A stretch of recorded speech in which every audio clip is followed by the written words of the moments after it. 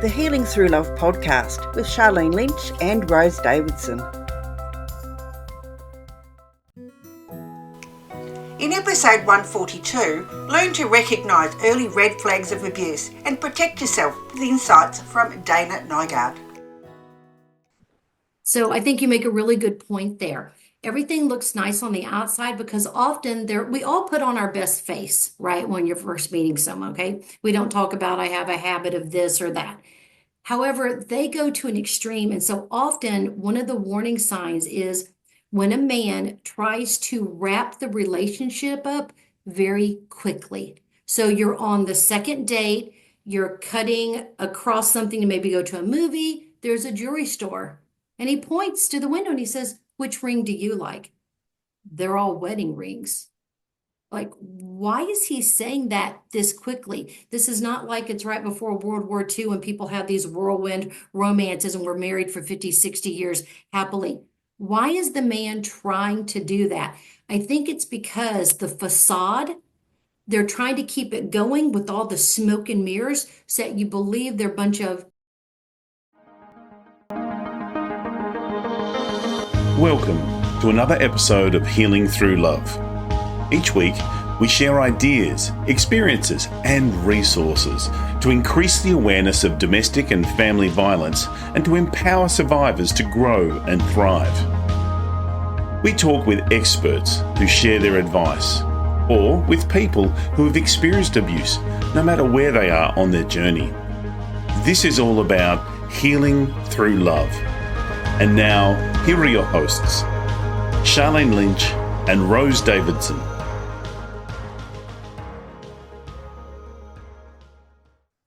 Hello and welcome to the Healing Through Love podcast, a space where stories of strength, resilience, and transformation unfold. I'm your host, Charlene Lynch, and I'm honoured to be your guide for this journey of empowerment and healing.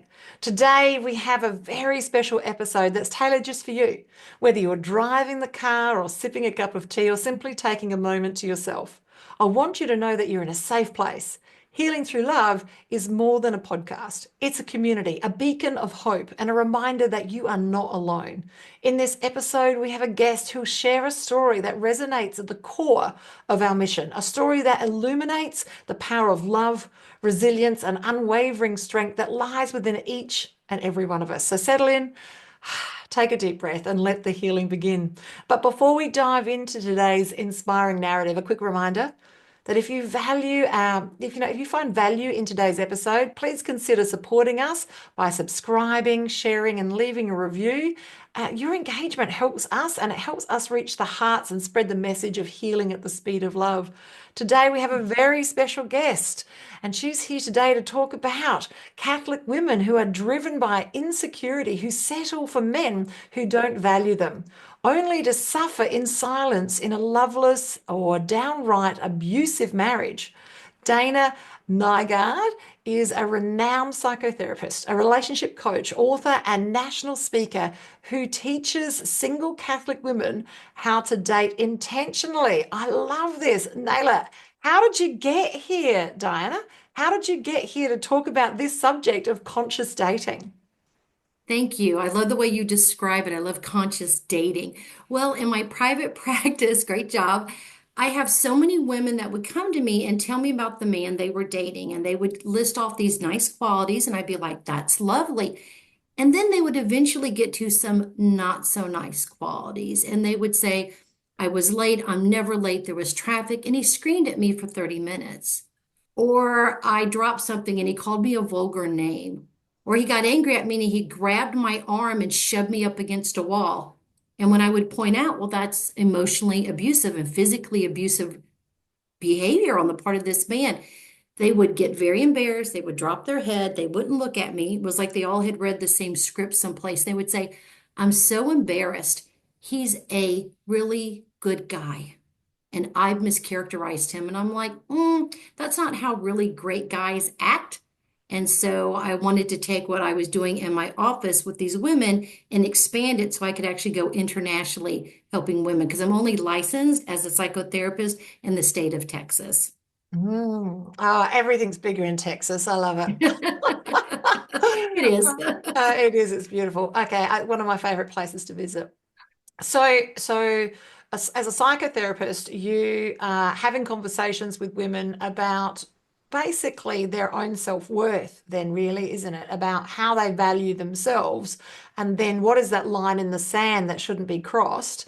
Yes, and sometimes it's too late. We're already married to that person. So, look, Yes. talk to us if you're in a situation and now your level of awareness has risen and you realize, okay, there's something not okay here. Where can we begin this journey of moving forward more intentionally? Well, if you're already in that situation and it's not just an easy, I'm going to break up with a guy I've dated for 3 months, right? You have a mortgage, you may have kids, pets, the whole thing. Part of it is that you most likely have been isolated because when you're isolated, you don't have anyone to turn to and say, hey, mom, sis, neighbor, this is what just happened. Is this weird? Because he's telling me it's normal, right? So part of it would be to reach out to a clergy person, reach out to a friend, a neighbor, a domestic violence shelter to start getting support because you're not going to get it from the person abusing you. Mm. Yeah. Okay. So first of all, it starts with a level of awareness. So noticing, because if you don't even notice there's something wrong and you've been hoodwinked to believe that this is normal behavior, you're not even going to do anything. So first of all, it starts with that level of awareness. And then Yes. is the reaching out to have conversations with other people. Now, as a survivor myself, we were a little isolated. And that's part of the whole cohesive control is managing who it is that you're in contact with and convincing you, I suppose, gaslighting, convincing you that this is completely normal. So yeah, if you are listening today and you don't have someone that you can reach out to, there are lots of organizations, both here in Australia and also in the States, that can have these conversations with you. All right, so say now we're at that stage where we've had awareness, we've had a conversation. What's the next thing that we could do to move forward?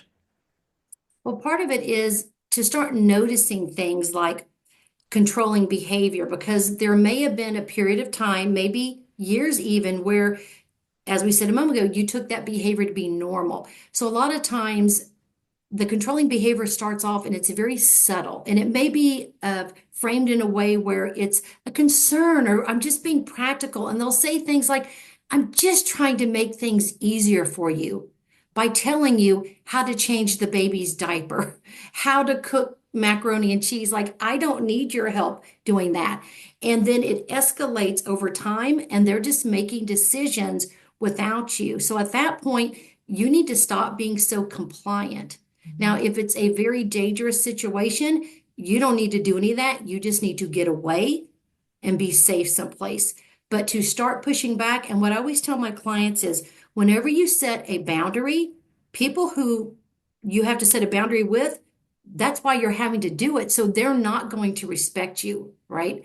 The only way you can make them accountable is when you have some sort of leverage, right? So quit obeying everything. I know I did that in the past before I married my sweet husband David. It's in a very, very abusive marriage. And one day I just thought, he's angry no matter what I do. So why should I keep doing exactly what he's telling me to do? I'm no longer going to do those things. And it was interesting watching him, try to enlarge himself to get more intense and more intimidating. So I would go back to that homeostasis. But once something breaks in a woman, it's going to break and you then can't unsee what you've seen. Okay, and that's that level of awareness too. I love that. Okay.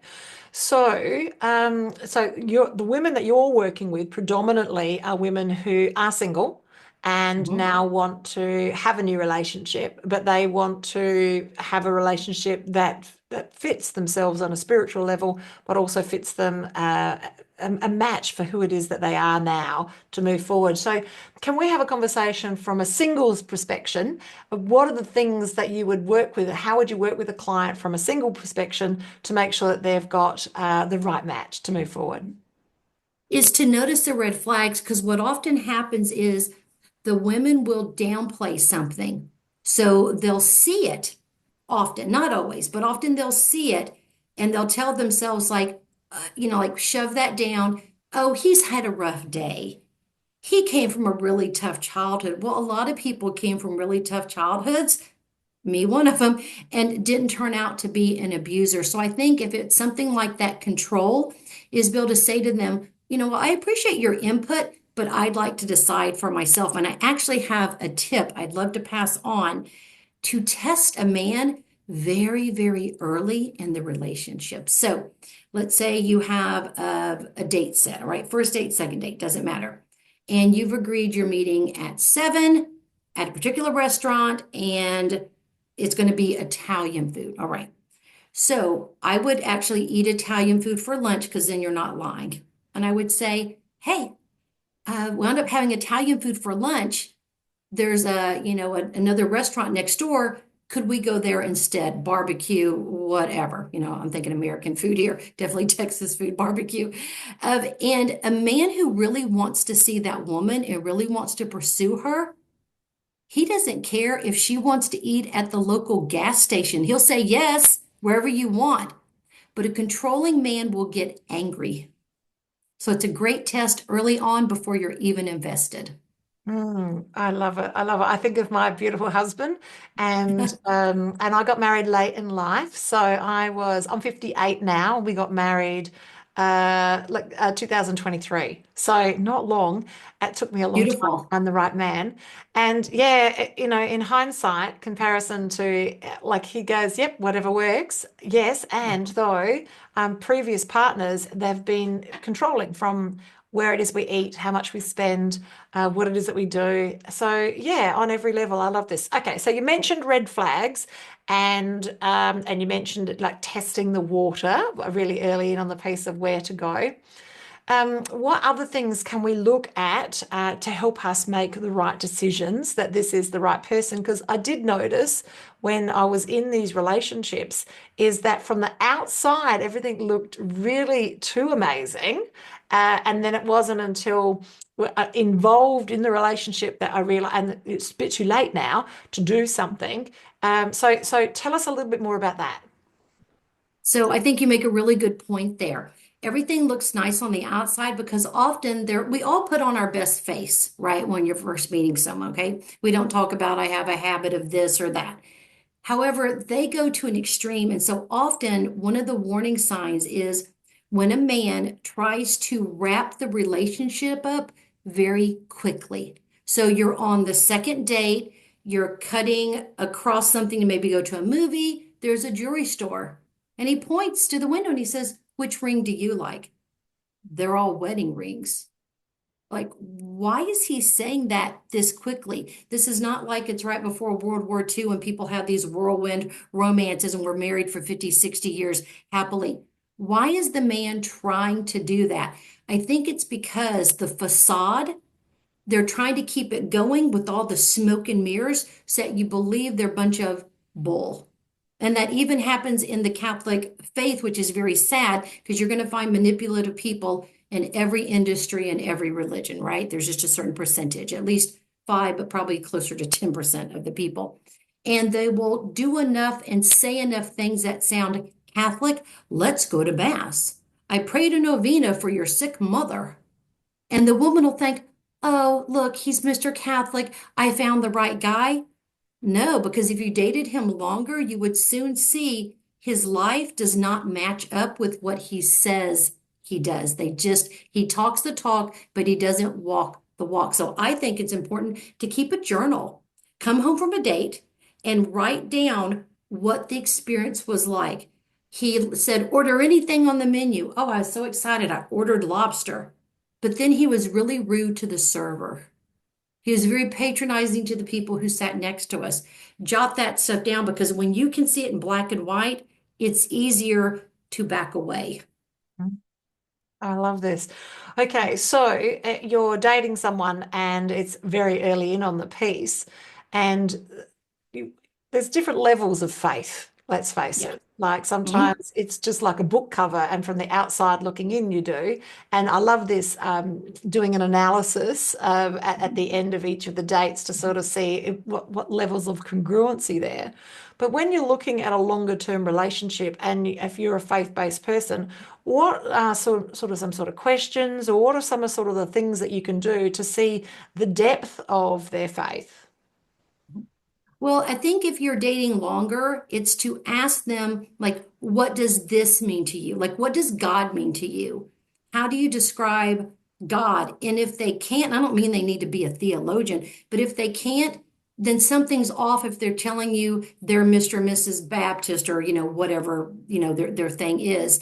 So I think that's one thing. And then I would also ask, how do you live out your faith? It should just tumble out of their mouth.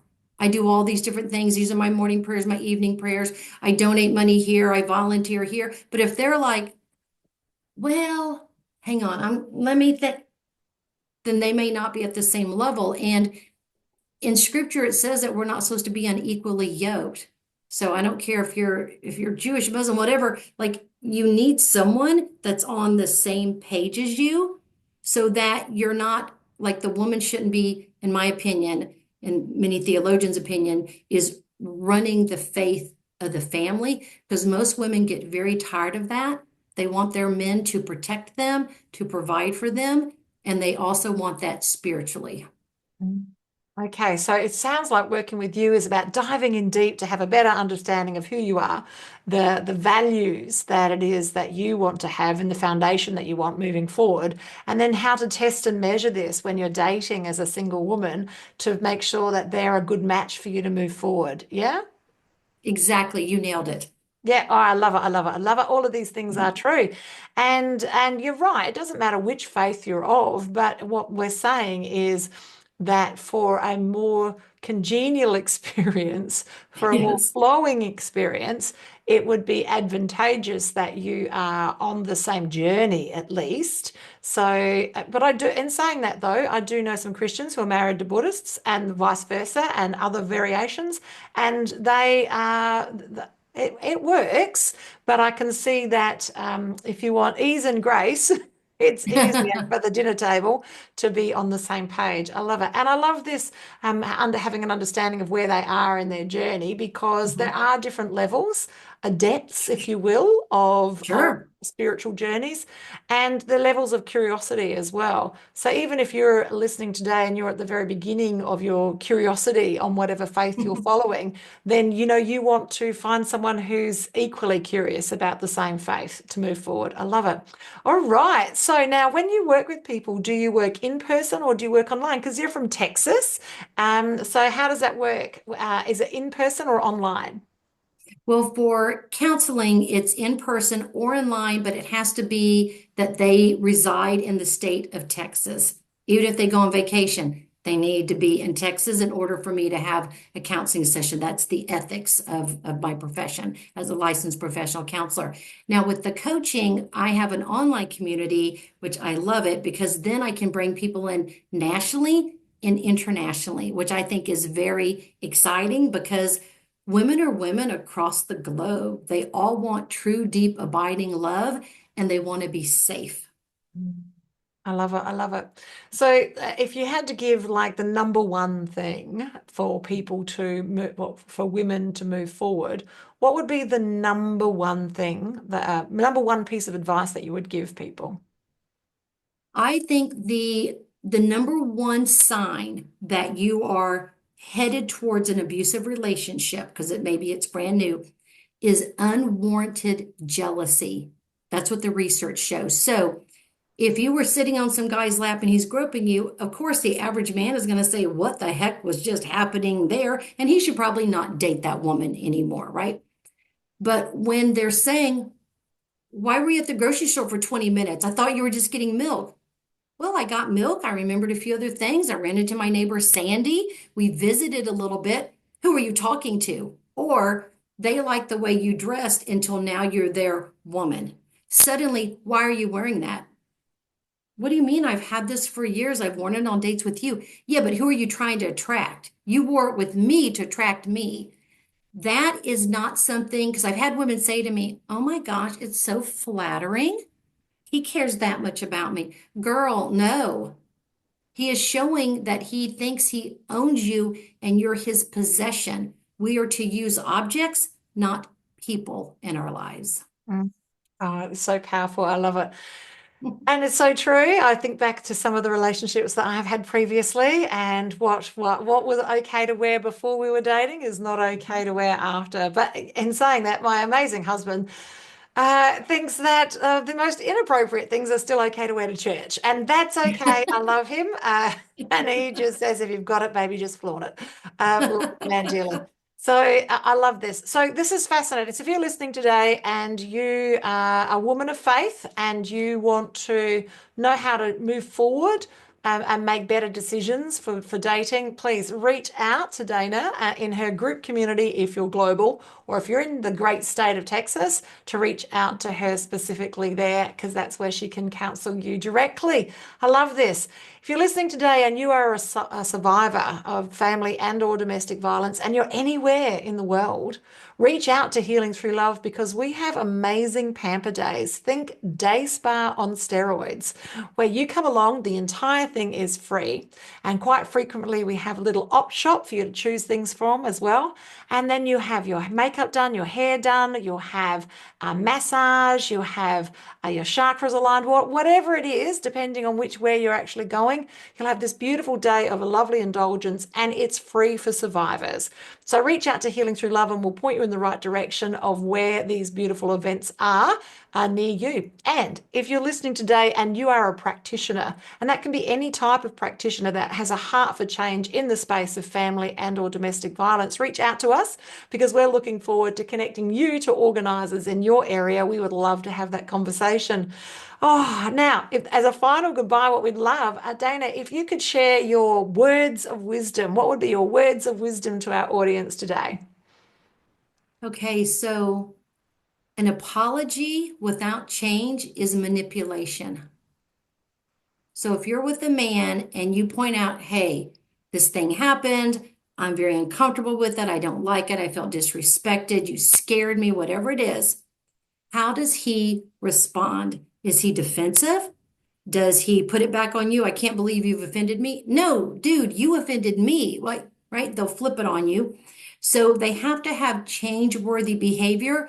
If not, when they say, I'm sorry, they're really just telling you, be quiet. I don't want to hear from you anymore, but I'm going to say whatever shuts you up in the moment.